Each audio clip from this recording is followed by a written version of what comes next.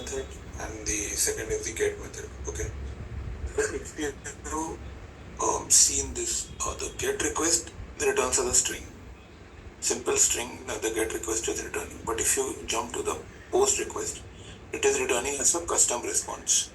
Now, why is that? Because from this particular function, we are trying to return two things. One of them is the status code, the other one is the body. Now, why are we returning status code? Because in certain APIs, like in change BCP, we only need to see the update status. So, one of the criteria from there, what we can validate is the status code. If it is 200, so well, it is successful, and then the test case can be passed. So that is why when we are hitting the post request, we are not directly returning a response body. We are returning a custom response, using which we are returning two things, that is status code as well as the response body. So I'll show how we can use this method if we only want the body or only want the status code. Okay, but yeah, these are the two functions, and the post function will take in the API URL along with the payload. By payload we mean the body, the JSON body it will take, and the headers. The headers will be in the form of a map. Okay, these things will get clear when I get into the functions on how we have given the parameters. And similarly, if we jump to get request, it only takes URL and the headers. Now here also the headers will be in function of in the form of a map. Okay. Now I jump to this function. I know that since now we are hitting the IG layer and the gateway, we don't need the JWT token. But this can be a perfect example to show on how we can use the post request method. Okay. So if we see here, this is the way we are passing the headers. Okay. So we need to create a map, give any variable, create it like map.off, and inside this we need to give the key and the value. Just to give a better idea.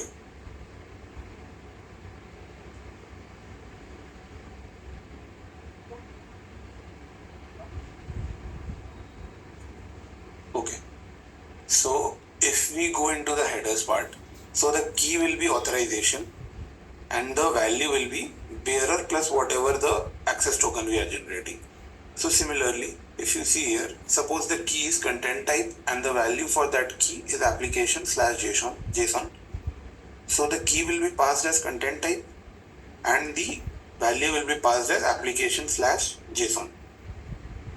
Similarly, if there is another header, it will go in like this. The key will come first, then the value.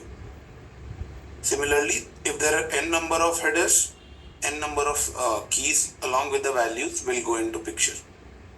And this way we will create one headers variable which we can pass in the post request method. Okay. One more thing is the payload. So the payload can again be passed as a string. Okay, this is a bit complicated format, but if we want to directly pass the payload, what we can do is that, suppose this is the payload, we can directly copy this one, simply copy this and paste it in creating a string. Whatever, this is a very complicated format, but we can remove this all and simply copy the payload from Insomnia or network tab, wherever you want, and simply paste it in a string. Okay. So these are the two variables that is required in the post method. And third comes the URL.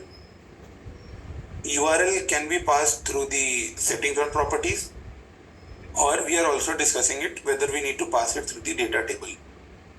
So we'll come into that later, but yeah, for right now, I have passed the URL from settings.properties that we can use here. So these are the three variables which can be passed here. And if you see, we are not returning a string because, as I explained above, the post request won't return a string directly. It will return a custom response. It is another type. It is another type of a data type. Custom response is another data type. Okay. Now, once we have created a custom response, suppose we want the status code, we can simply do a response.getStatusCode. we will get the status code, whatever it is, 200, 401, 302, 500, whatever it is, we will get the status code. And the other thing, if we want the response, simply again, whatever custom response variable is created, we can go ahead and do a get body. It will return us the response body that we want. Okay? And after that, this response can be used for validations. So this is how the post request will be used. Any doubts till this point?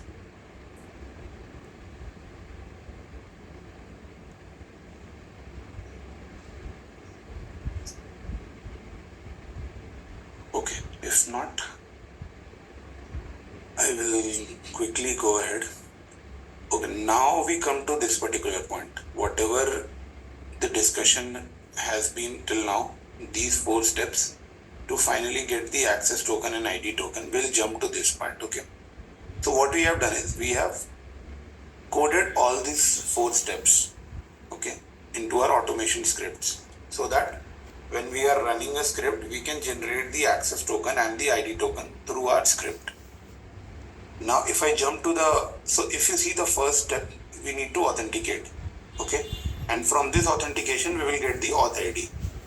And if we jump to the second step, we only need to change the username and the password, from where we will get the token ID. Okay. So now if you see here, the first step, this is the first step, which is authorize. Okay. Quickly jumping here, this is a post request. Okay. Without any payload, without any body, only 5 headers are used. Okay. So as I showed you above, what we are doing is we are passing the URL. Don't worry, this won't be hard coded. This will go into the data table. Okay. So we needed 3 things for the post request: the URL, payload, and the headers. So we are passing the URL. Okay. And this is the URL which we are passing: sim.test.pcbsil.com/am and whatever the rest is, JSON, reals, member, authenticate. We are passing it along with the headers. All the 5 headers that are needed are passed here as key and value pairs. Okay, if you see, yeah, we have it till K5, which means the 5th key is here. So we are passing 5 keys and value pairs. Again, we are creating a custom response using this 3 parameters, whatever we have passed, and we are getting a variable. Now, what we are returning here is the response body, because what we need from here is the response body. Because if you see this entire body, this entire response is used as the body in the second call. In the second post call, the first step's response is used as a body. Okay. So after returning this particular thing, we go into the second step. This method belongs to the second step. Again, we are passing the URL. Now what we are doing is, if you see here, this response is generated without the username or the password. Okay. So these all steps are simply to update the username and the password based on the data table. We are updating the username here and we are updating the password here. Okay. And then after updating it, we are using it as the payload for the second step. Again, we are passing all the headers that are required for this particular call and creating a custom response. Okay. Now from this response, what we need is the token ID. What we need is the token ID. So we are returning the token ID after extracting it from the response. Okay. Any doubts till the second step in the automation script?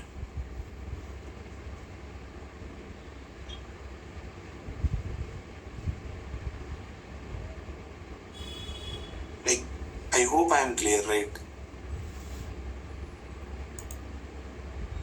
Yes, Sashwat. Yeah, sure. Yes. Thanks. Okay, so after this, we jump to the third step, okay, wherein we need to hit a get call and we need to get the code. Okay. So for this, we already got a code from Malar, and we had to twitch the code a little bit, and which we are now able to use comfortably. Okay. I will quickly jump into that code. So this is the code. Okay. Now if I come to the third step, there is a, what do we say? There is an URL, but if you go to the query, there is a bigger perspective of the URL. Okay. They are using the authorized URL, but along with that, there are some query parameters that need to be added. So this will be the complete URL that we have to use. Now, if you see, we have passed in the authorized endpoint URL here. Okay. And if you go to the end, you will see that we are returning the code value. Okay. So this particular method, get code from authorized endpoint, is used to get the code. That is the third step of generating the access token and the ID token. Okay. Now coming to the fourth and the last step. Okay. Oh, where is it? Where is it? Yes, this one. Get access token and ID token. This is the fourth and the last step. If you see here, just give me 1 second.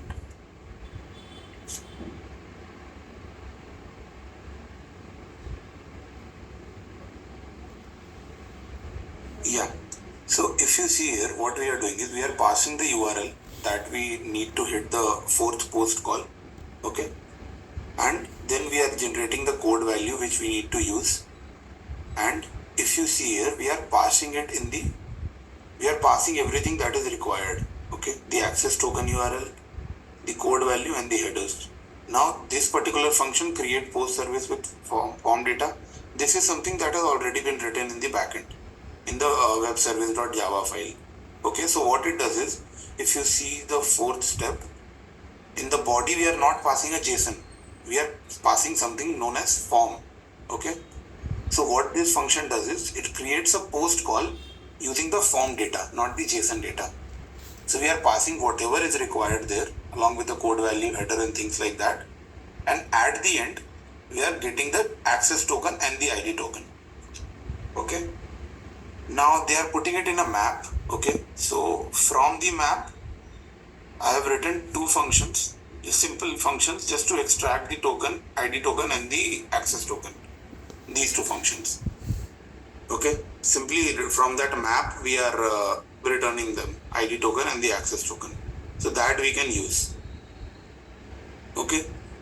So this was the fourth step, wherein finally we are receiving the access token and the ID token. Now, as Anna explained, since we are using the IG layer, there are two headers that we need. One is the authorization, the other one is the ID token. Okay. Now I will come to the implementation of a get code. Okay. So this particular code I have written for claims, which I tried and it is working fine. Yeah, it is giving intermittent issues sometimes, but I will explain all that also. Why is it giving us intermittent issues? So, as we discussed that we will not hardcode the API URL, we'll pass in the settings or properties. So, what this URL is we are directly copying the IG URL from the URL, request URL from the IG layer. Okay, and putting it in the settings or properties. Second thing, we are creating again the headers, and in headers only two things will go. So the first key will be the ID token along with the value that we will extract from the ID token method. The second thing will be the authorization, which will be bearer. The first keyword will be bearer with a space, and then the access token will go along with it. So the two headers that we want, we have already passed. Now, the get request method that I showed, we are using the get request method, passing the API URL and the headers, and we'll get a response. A simple response we will get from there. Okay. Now, we had a previous KT on the validation method, the validate response method given by Akshita, if I'm not wrong. So, this response we will pass in here. Okay. Previously, we were using a .txt file. Now, we have replaced the .txt file directly with a string response. So that we can pass the response in this particular function, give the key name. This key name also will go in a UI map or something kind of file. Okay. All these are hard coded just for testing purposes. Everything will go inside some of the other files. Okay. The third thing is the locator, the by locator, and the fourth thing is the sheet name for the Excel creation. So if we run this particular completely, then this will be the API validation, entire API validation. And if I show you, if you see this particular method, so what I tried is log into BAM, just click on claims tab and do the validation. What I have also tried is, suppose I am doing log into BAM and entire flow if I am doing, okay, and after this if I run the validation method, well and good, it will work. And this is what we are calling as end-to-end flow. So whatever functions validation, whatever method validation we were doing previously, we only need to add the API validation along with it. So this will be called the end-to-end flow. Okay. I am trying to run it, but I am getting the intermittent issue. Let me try it once again. If it works, very well and good. But yeah. So Anna was showing you, right? If I try to hit this, so right now I'm getting the response, but sometimes in place of the response, we were getting null value. We were getting nothing. So that is what sometimes happens with the code as well. Okay. And that is why you will get 401. Oh. Sometimes you will get 401. So that is only one issue because of which we have to run it multiple times. And it was running fine yesterday evening, but right now I'm getting those intermittent issues because of which it is not exactly working fine as needed. But so yeah, during the automation, you will see this intermittent issue. Okay, you will have to hit rerun. There is no other solution for that at this point. So you'll have to rerun the test cases. It will work. It's not the coding issue. It's maybe server issue, which we need to talk to Malak. But there is no change in the code.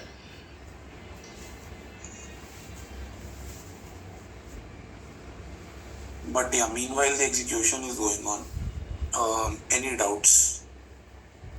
Because now using this, we have to start our scripting and include API in every method. So if there is any doubt, please let me know.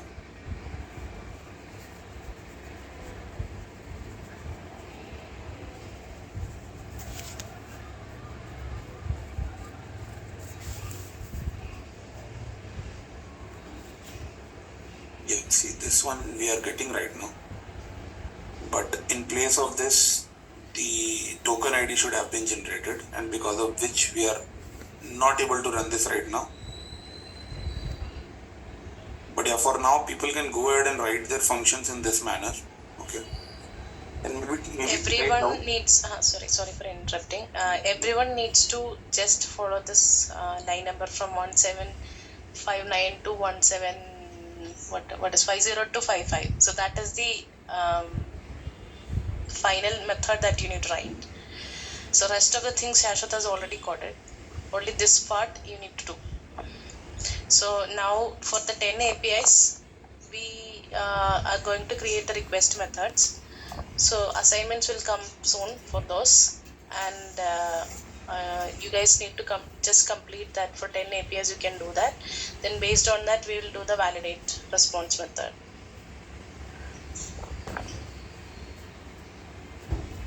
Hope I am clear, or any questions there. Ravi, if you want to give more details on that. And so there are totally 10 prioritized APIs, right? So we are planning to give one API to each one of you.